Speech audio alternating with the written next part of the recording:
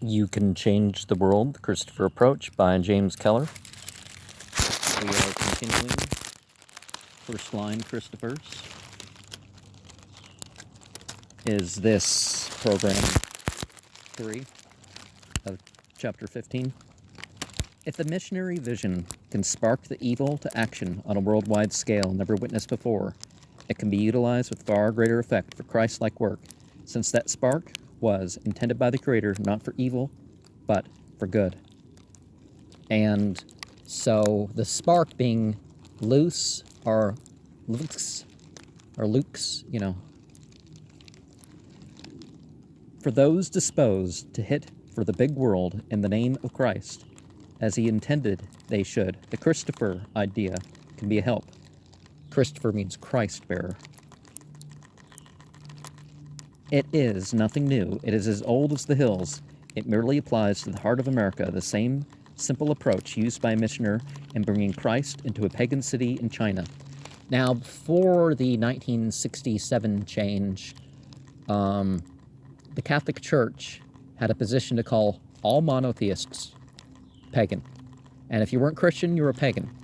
Pagan and heathen to the Greco-Roman world before the church took over had nothing to do with what religion a person was. It was, their land and housing situation. Instead of sitting self-contained on the city's outskirts, complaining or criticizing, he goes in again as Christ said to do.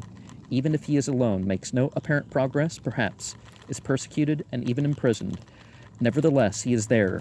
He has fulfilled the first thing our Savior commanded in order for us to win the world, namely to go, and because he is there, Christ is working through him, bringing light into darkness far more than even he realizes. Now, bringing something for Pharos illuminating.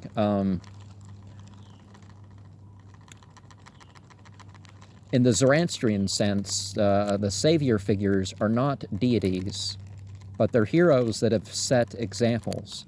But they're not just any hero, they're like chief heroes, ones that don't, happen a few times in history or that sort of thing.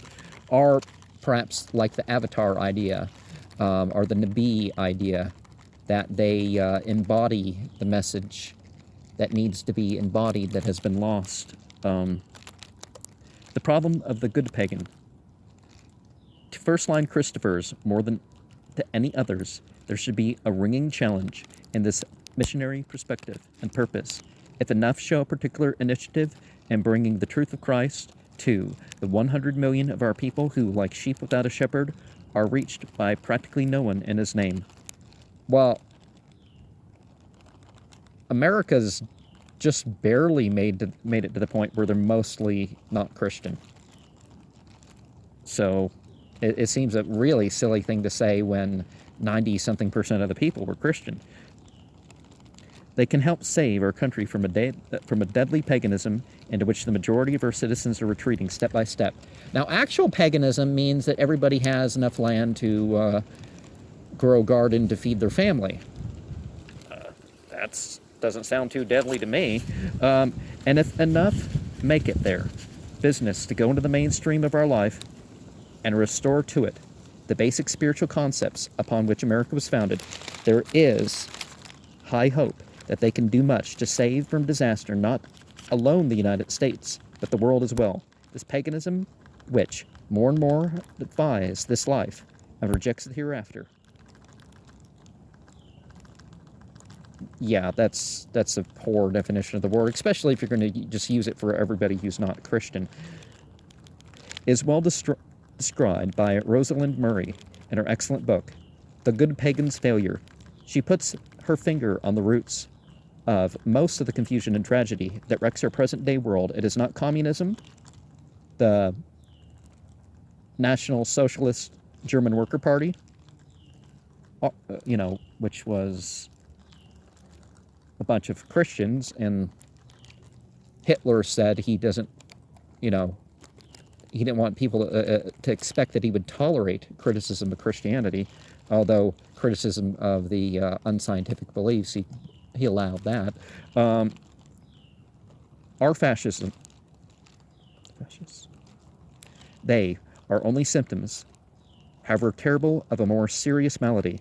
They are like deficiency diseases that afflict the body when its normal vigor and resistance have fallen far below the danger point. Miss Murray makes a strong point when she fixes most of the blame, not on the brigands who have and still are terrorizing the earth, but on the average good pagan who is one with Stalin and Hitler in his denial of God, is one with their complete rejection of the divine image in man. The only point of difference in the comparison is that the good pagan overlooks the devastating effects that must inevitably follow such malicious, short-sighted thinking. In one sense, these neo-pagans are more dangerous than the communists, for they reach in and effectively corrode large numbers whom the totalitarians can never reach. They are not vicious or cruel, but only those who build up the refinements of this world to the exclusion of the next. They reject the laws of God, and as a result, they suffer the consequences of such rejection. Now, the real neo-pagans aren't quite the same thing as the pre-Christian or the side Christian religions that they kind of represent. Same thing like the neo-Nazis aren't the same thing as the the NSDAP people. But the so-called neo-pagans aren't people who just reject God and God's rules. They tend to look at nature or the human ability for artificiality as something that they can use towards whatever they think is rightful ends. And it's not always just some sociopathic or psychopathic sort of thing. It's that they honestly believe that this is the best way, according to the divine, or something to that effect. These consequences are inevitable. A man may play a poor game of golf when he knows the rules. When he rejects all rules, however, the plain fact is he doesn't play at all. As poorly as men may act with the Ten Commandments, they certainly don't carry on any better when they toss those same commandments aside.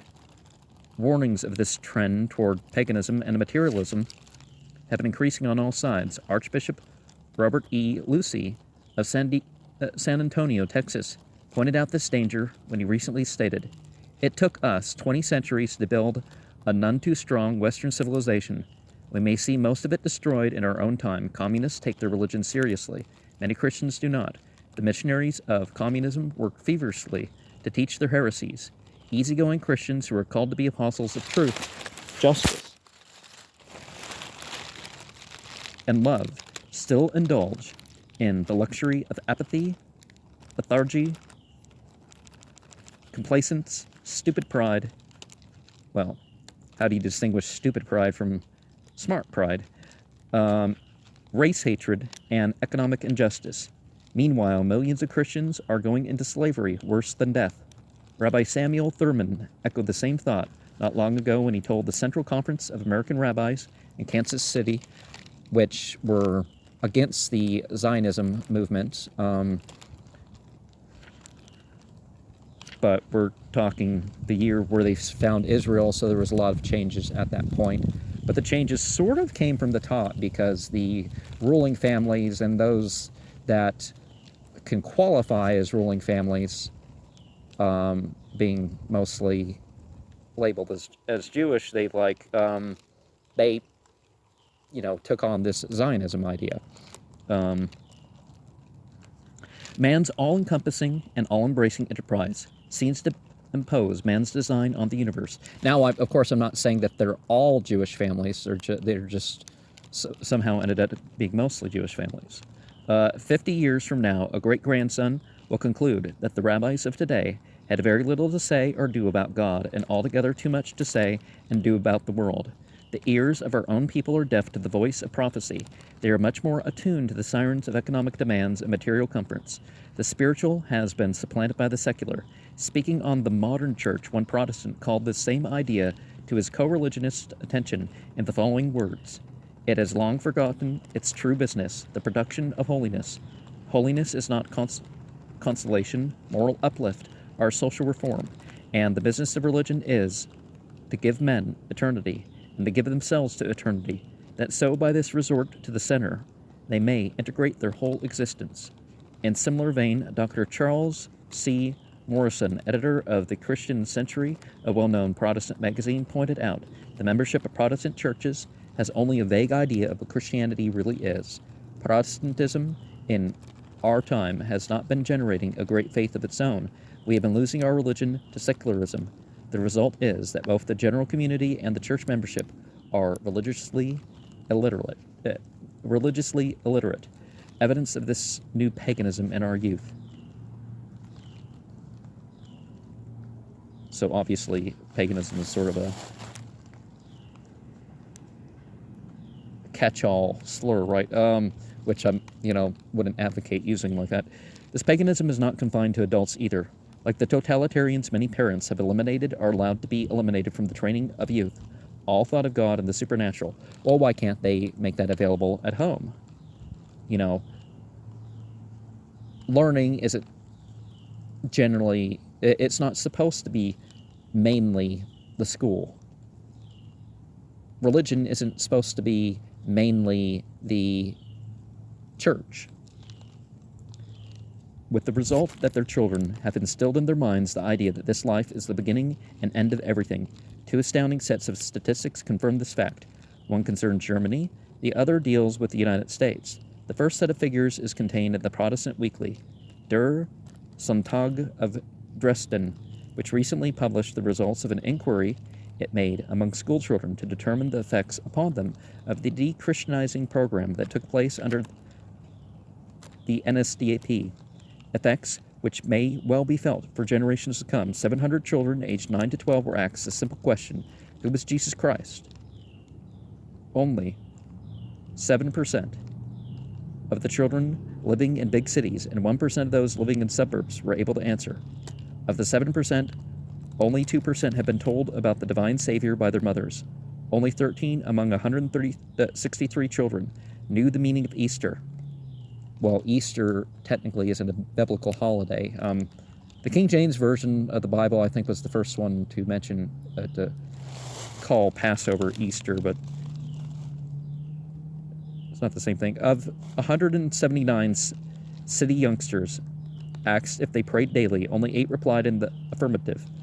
Not more than 13 out of 480 children living in the suburbs said any prayers at all. The second set of statistics emphasizes that what is taking place in America is much the same. Millions of our children are deprived just as effectively as the innocents under the NSDAP of one of the most powerful forces of self-control, the knowledge of Jesus Christ. The paganizing of our education system has resulted in a changed outlook on the part of our youth and prepared the way for a wave of godlessness, juvenile delinquency, and adult crime that increases by the hour, as Louis B. Nichols, assistant director of the FBI, stated before a recent conference of the Methodist Church. Criminals develop. They are not born. Somewhere in their development, someone has fallen in the discharge of a duty. People, for the most part, commit crime because they do not possess a sufficient sense of moral responsibility. Crime we will continue to have so long as man is dwarfed by a lack of moral and spiritual nurture. And the thing under the NSDAP is they taught the power and meaning and stuff of the Germanic culture, which included things that weren't necessarily Christian. But people did know about Jesus. They put, Christians had it put on their tombstones who fought World War II, and they're all over the place. So it just seems silly just to assume that they're not, and then people will be like, oh, well, Hitler only faked being Christian so he could kill... Wait, what? That really doesn't help. The figures speak for themselves. A minimum of 6 million persons in this country, or 1 out of every 23, have criminal records, an FBI report shows. And according to the Methodist Voice of Washington, D.C., we have the highest rate of crime and delinquency in our history. We have 3 times as many criminals in our penal institutions as we have students in our colleges and universities. And, that was only to grow. But part of that is because in the 60s, they set forth to corporatize the prison system.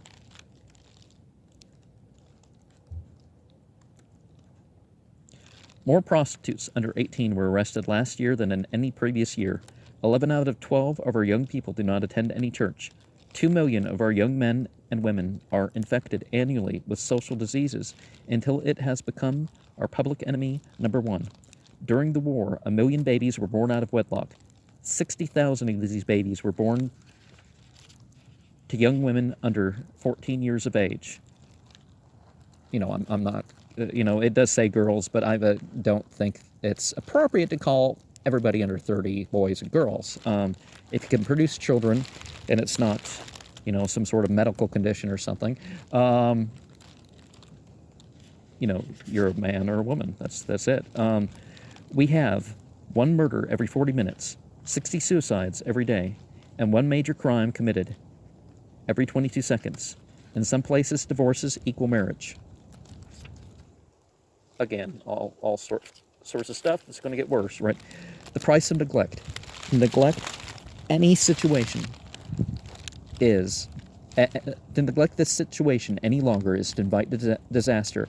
It will leave the field wide open to those whose only God is the collectivist state, and who see in man a mere beast of flesh and bone, devoid of any immortal soul. Well, that last part isn't necessarily the case to those who believe that. To neglect this task is to allow the topsoil of our free society to draw up and be blown away as so much dust. Such a condition, while desperate, does not call for action marked by violence, nor by hysterical outbursts of emotion. Rather does it call for grim apostolic determination on the part of all Christophers, of the first-line Christophers in particular, to work as hard to integrate spiritual values into all phases of life as the enemies of civilization are striving to eliminate them.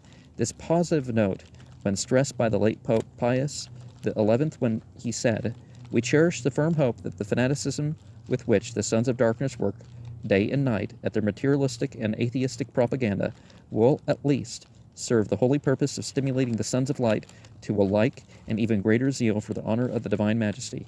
If a person needs any further urging to play his or her part as a first-line Christopher and to do something to relieve the present tragedy, he or she would do well to reflect for a moment on this possibility.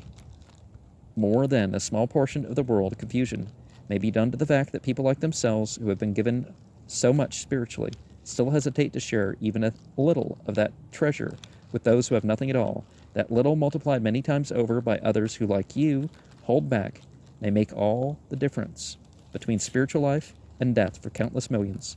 The lack of a seeming insignificant chemical that was found not long ago is the cause of the hitherto mysterious, widespread death of sheep."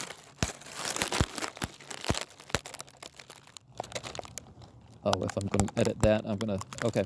The lack of a seemingly insignificant chemical, it was found not long ago, is the cause of the hitherto mysterious widespread death of sheep. Now, a lot of the so-called herbal medicine things are actually because we used to eat such a wide variety of food here. Oh, well, you can have one of these a day and all sorts of stuff like that. That we didn't have a lot of the problems. Now, there's just a specific thing that we have to figure out what it is. And so it seems like every other person is missing something because they're not having the variety. Or not having the variety of their climate or area or something. Or their genetic background, my people can digest oats better than any other grain. I mean, we can eat larger portions of it, which is not always the best idea, but, Dr. Leonard A. Maynard, director of the School of Nutrition of Cornell University, recently discovered that the absence of one small vital nutrient in the soil, known as cobalt, has been the cause of widespread livestock loss. It has been found, Dr. Maynard states, that 1 milligram, an infinitesimal fraction of an ounce, of cobalt daily makes the difference between life and death and a sheep. A lack of this minute amount was responsible for the death of tens of thousands of animals yearly before the discovery was made. To such a condition, the sensible reaction should not be to blame the sheep for their fatalities. They have a right to expect shepherds to see to their care and help provide that which is missing. That is, that not enough shepherds have gone into the highways, in the spiritual sense, has been due to the increasing tendency to put more value on the passing comforts of this life and less on eternal joys of the hereafter.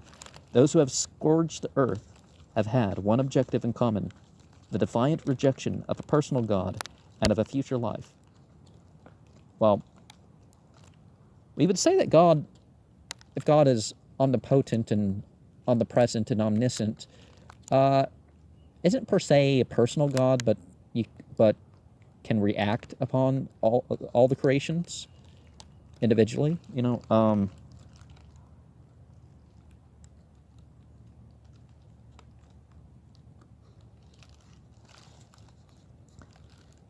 That rejection alone should be argument enough for anyone, especially a person who once felt drawn to the complete service of God, to further with every bit of energy he or she can muster the one principle which is such a stumbling block to the godless. Not being of the same path is, of course, not the same as being godless. A rare opportunity. For all Christophers, first-line lay apostles particularly, there is now an exceptionally rare opportunity to accomplish great things by showing devoted solicitude for the 100 million in our country who are getting further and further away from the immutable principles of Christ. Communism and other evils may come and go, but this greater problem, involving a gradual loss of appreciation of the main foundations of our civilization, is far more serious than all of them put together. It is the heart of America's sickness today. In its wake will inevitably follow a returning paganism, a fading vision, a slow but sure degradation and slipping back to the revolting evils prevalent among mankind before the coming of Christ. Some would say that a lot of those things are more common, and it doesn't matter as much the system of government as the ethics of those involved. Not for one moment should we overestimate America's position in the world today, but we should not overestimate it either. Whether we like it or not, we in this country have had thrust upon us a terrifying responsibility to show the way to a heart-sick world. Only recently one magazine solemnly editorialized, "It is an open secret in the rest of the world that the 20th century civilization would be guided in large part by the heart, the wisdom, and the power of the United States. The secret has spread in every foreign newspaper before every meeting of foreign ministers. It is much more than dollars, food, medicine, and material things of America the world needs and really wants. What they crave above all else is the spirit that makes America the great nation it is. And that spirit above all else is God's truth proclaiming, through the Declaration of Independence, the Constitution, and the Bill of Rights, stuff that's not entirely in the Bible, but, not everything listed there is actually supported by the Bible, but that even the least individual, as a child of God, has rights that no man or nation can take from him. Now remember, in the Bible, child of God, child of Satan are things that you become by choices. The right to life, liberty, and to the pursuit of happiness. Well, if that happiness is through crime, yeah. But does that really provide long-lasting happiness? Well, again, pursuit of happiness is not actually a right. It's just a phrase which begins here, but will have its supreme fulfillment in eternity. What an honor and privilege, then, for anyone at this critical time to jump into the breach and to help change for the course of history. But who is better equipped for this than a first-line Christopher? To them, it can be said most emphatically and hopefully, you can change the face of the world. The test of sincerity. It remains to be seen, however, whether they will gladly take up the challenge or backtrack. There is little danger of exaggerating the important role that they can play, and it will be a terrible pity if they realize this only when it is too late, when they stand before the judgment seat of the Almighty. The test of their sincerity can be fairly accurately measured by how many go into the marketplace, the apostolic vigor they show in seizing the initiative, and in the numbers in which they, as committees of one, encourage other men and women to be other Christs, if they have any doubt of the power they have in their hands by God's grace, are of the immense and urgently needed contribution Christ expects them to make to the common good of all, they might consider for a moment the compelling resolve of Franz Werfel, expressed in his preface to the Song of Bernadette. I vowed, Werfel declared, that I would evermore and everywhere in all I wrote magnify the divine mystery, the holiness of man, careless of a period which has turned away with scorn and rage and indifference from these ultimate values of our mortal lot. In one of his essays, Can We Live Without Faith in God?, he stressed the same spiritual concern with explicit, even if qualified, tribute to Christ. It is, especially as a Jew, he stated, by virtue of a primeval affinity of blood and character, that I feel myself justified in the following view. This world that calls itself civilized can be spiritually healed if it finds its way back to Christianity, because the teachings of Christ... back to Christianity, the teaching of Christ. Yeah, those two gaps would be interesting to know, right? Not only is not exhausted, but has scarcely been felt, because in its metaphysical and ethical values it towers star high above every trend of the present day, because it places the gross materialistic barbarian, the stockholder of nothingness, the possessor of personal interest, before the sacred paradox. Live contrary to your interest for truth and life. If one like Werfel felt so deeply, wrote so strongly, and fought so valiantly up to his very death, can those who possess Christ's truth in its fullness do any less? If he and others like him, who have experienced no special calling by God, have dedicated themselves so completely to the furtherance of divine truth, will those who have experienced a personal invitation from on high hesitate to be first-line Christophers? Will they hesitate to magnify the divine mystery, the holiness of man, evermore and everywhere, in everything that they do? In their hearts and souls,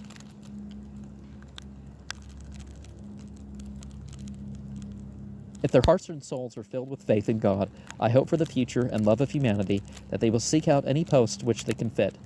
In the fields of education, government, labor management, writing, social service, library, or any other sphere affecting the destiny of the many and not merely the few, they will not mind hardships, monotony, discouragements.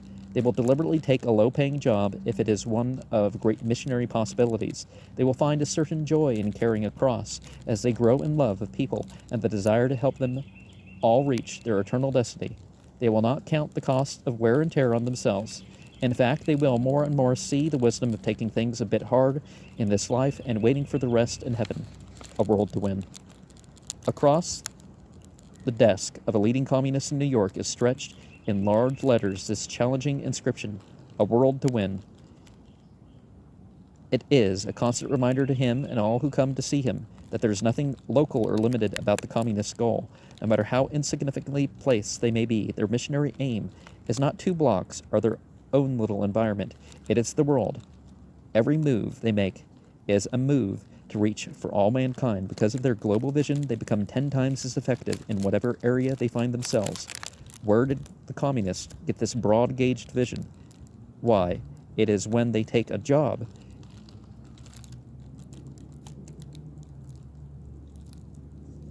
It is seldom, if ever, a routine one.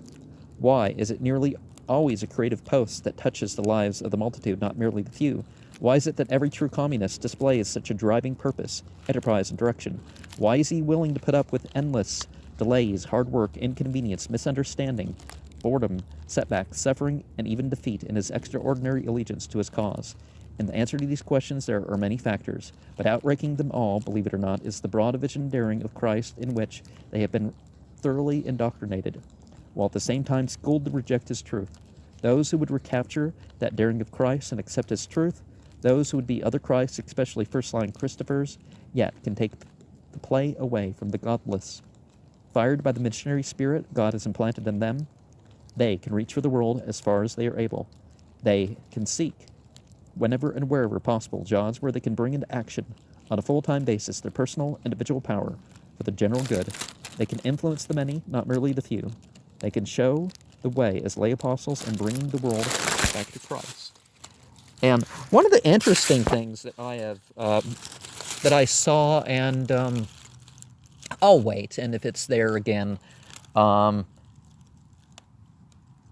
some little necklace that has this cross, and Zoe Phos, so life and light, and Soph is, reason, and Hose is continuance. And of course, the cross being a symbol of love. Well, in some cultures, it's not Christianity. You have the onyx and the jet pillar combined. Onyx is what it is by itself. I mean, it's a symbol of life, but, same thing being repeated over and over again, these mythological themes.